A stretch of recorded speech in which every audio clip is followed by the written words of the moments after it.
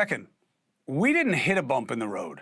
He put bumps in the road, and he is not the regime. It's President Trump. He did the tariffs. He started this war as the avenue of opportunity of what to do with the regime. They didn't start this. We did. They may deserve it. That's a different question. But the economic pressure that we're under right now is largely because of his actions, Stephen. I'm not saying you would have recommended them, but that's the fact. In today's video, Chris Cuomo destroys Stephen Moore on NewsNation as tensions explode over Donald Trump's economic policies, tariffs, and the struggles facing small businesses. Stephen Moore defends Trump's record, but Chris Cuomo fires back during the heated debate over inflation, rising costs, and the future of the US economy. So let's dive in and watch how Chris Cuomo shuts down Stephen Moore on NewsNation.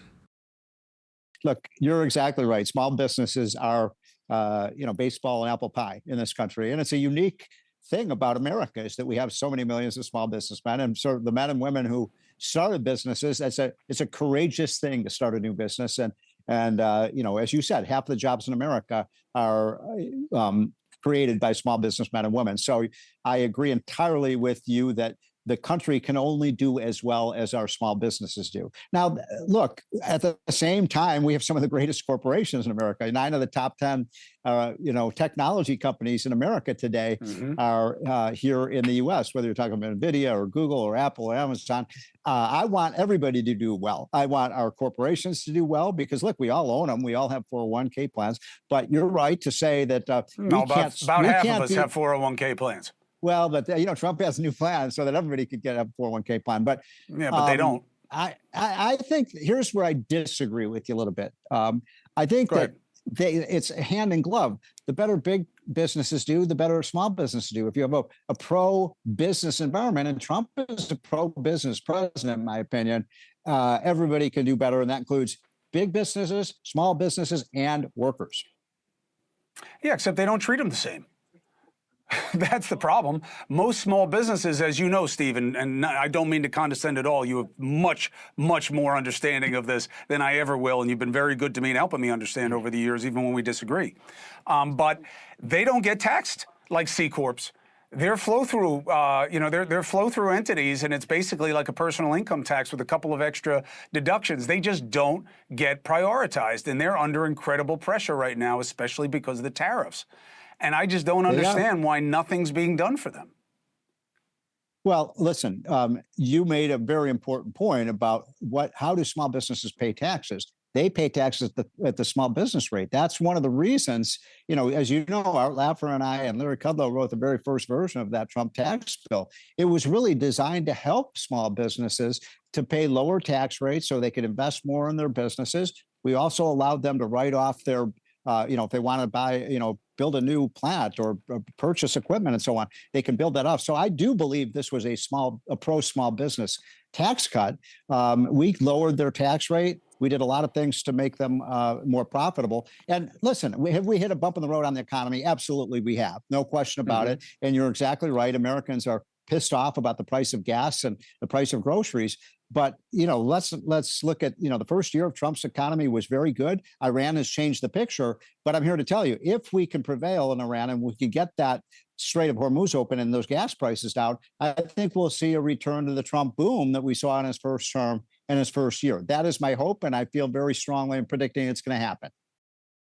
What really stands out in this is how differently both sides define what a pro-business economy actually looks like once you zoom in on real-world conditions. In the United States, small businesses make up about 99% of all firms and employ nearly half of the private workforce, according to the Small Business Administration, which is why economists often treat them as a direct indicator of economic health rather than just a talking point. One key tension is that broad tax cuts don't always land evenly. research from the Tax Policy Center has shown that pass-through businesses, where most small firms fall, don't benefit in the same way large corporations do from complex tax planning advantages even when headline rates are reduced.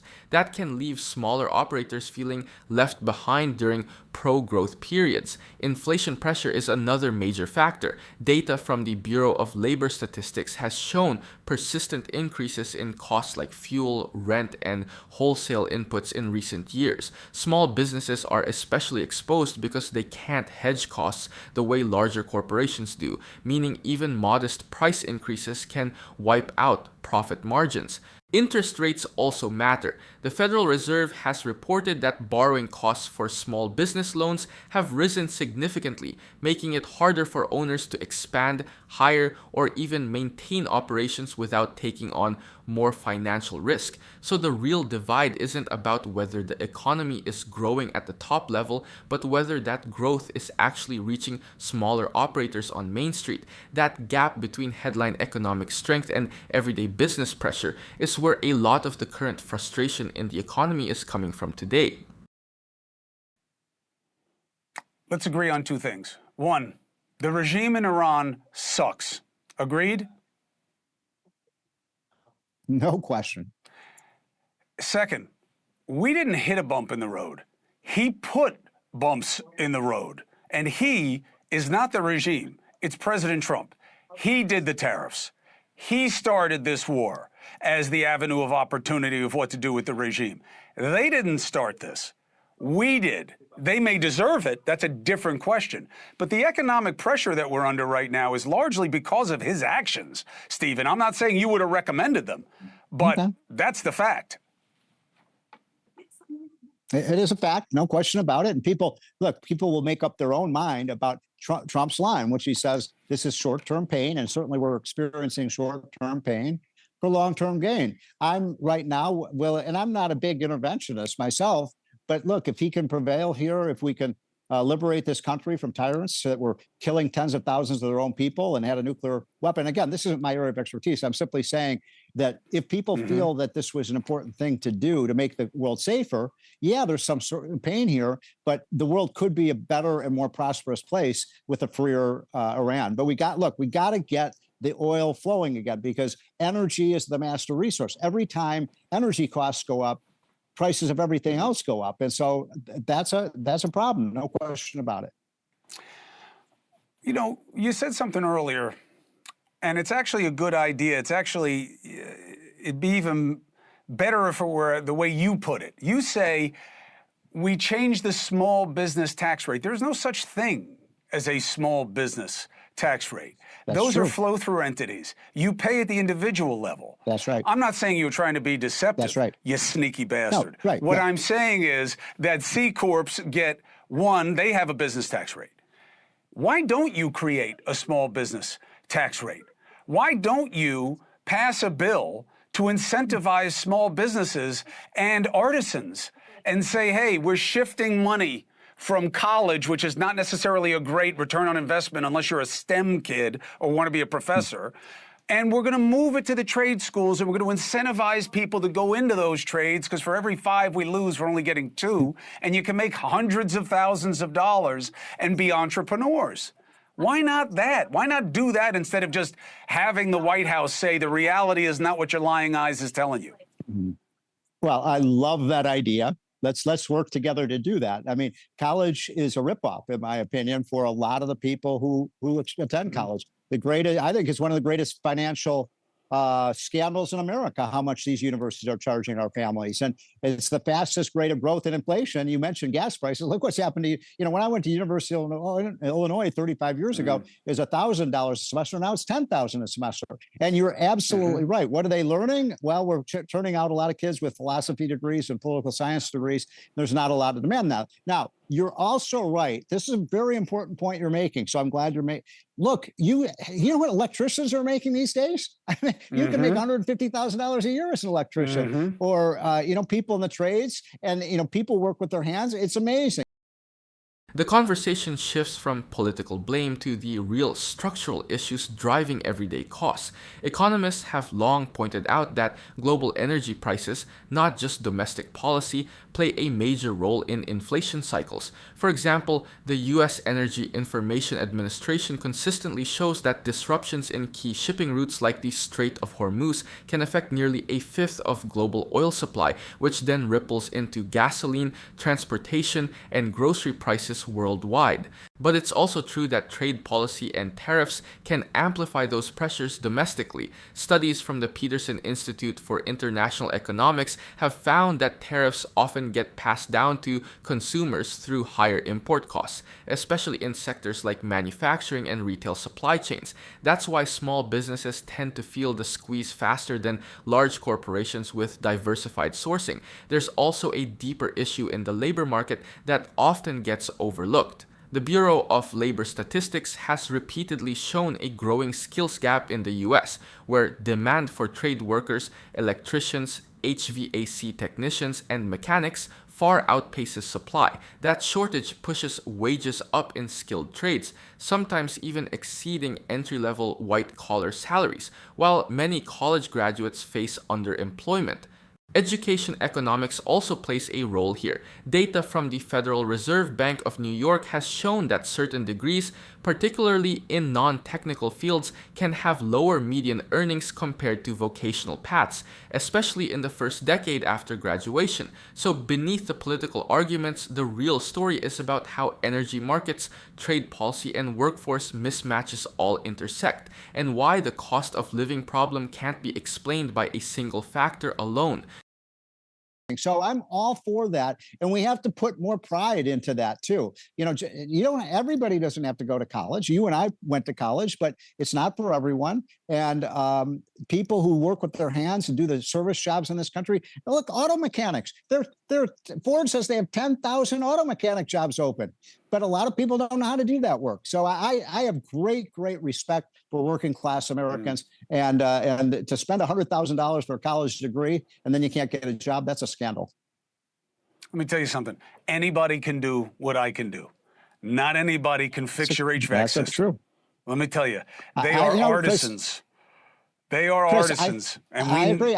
we need to respect I feel them. so blessed that I get to do what I do, but it isn't as hard as fixing a car, No. fixing an air conditioner, No. or do all these No. other jobs. So No. God bless those people. But I'm pro America. I'm pro small business. I think I'm with you 80% of the time on these issues. Well, listen, I'm all about, I hate calling them the trades. I hate blue collar. I hate all those things. Even my father had a line he used to use all the time about the digital economy, or what now would be AI. And he would say, the thick fingers of the laborer are not accommodated to the keyboard. And even that, I'm like, listen, Pop, these guys are so sophisticated. In your business, remember the old, who was it, Coolidge, who say, give me a president with only one hand, an economist with one hand, because they're always saying on the other hand. And in my business, all you got to do is ask questions. Let me tell you, it's not open to interpretation as to whether or not your lights work. So anyway, well, I just think that there's an opportunity. You know what else, Chris, that Calvin Coolidge said? The business of America is business. And I think that's so true. So I'm saluting, and this is Small Business Week. I'm saluting. And by the way, it ain't easy. I mean, small businessmen and women, they work not 40, they work 50, 60, 70 hours a week. Yeah. Yeah, and we're making it harder for them. That's why they're so frustrated. And I know my phone's going to blow up tonight about how it's National Business Week, and he's saying one thing and they're living another one. We hear you. That's what we're doing here at NewsNation. And Stephen, thank you for being a productive part of the conversation. I appreciate it. What really comes through in this is how much of the American economy is actually powered by skilled labor that rarely gets the attention it deserves. According to the US Bureau of Labor Statistics, jobs like electricians, HVAC technicians, and auto mechanics are projected to remain in high demand for years, with some trades expected to grow faster than the national average due to retirements and infrastructure upgrades. That's part of why median earnings in several skilled trades have climbed into the six-figure range in certain regions, especially where shortages are most severe. At the same time, education economics data from the Federal Reserve Bank of New York has consistently shown that not all college degrees produce strong financial returns. In fact, graduates in fields without strong labor demand often carry significant student debt while entering a job market that doesn't guarantee proportional wages. That mismatch is one of the reasons student loan balances in the US have surpassed $1.7 trillion. There's also a broader labor market shift happening right now. The National Association of Manufacturers has repeatedly reported hundreds of thousands of unfilled skilled positions, largely because vocational training pipelines haven't kept pace with demand. This is where the argument for trade work becomes more than just cultural. It becomes structural to economic stability. What makes this debate interesting is that both sides are circling the same reality. Economic dignity doesn't come from a single path anymore, but the data increasingly shows that practical skills-based careers are not only viable, they are essential to keeping critical parts of the economy functioning, especially as infrastructure ages and automation reshapes traditional white-collar job markets. Pause. Are you getting tired of getting half the story from biased news sources? One outlet says one thing and another says the complete opposite. How are you supposed to know what's actually true? That's where ground news comes in. It lets you compare how different media outlets, left, right, and center are covering the same story. So you can see the full picture instead of just the echo chamber. And here's the best part. Click the link in the description and get 40% off the Vantage tier, which gives you even deeper insights into media bias and political trends. Stay informed, think for yourself, and check out ground news in the description down below.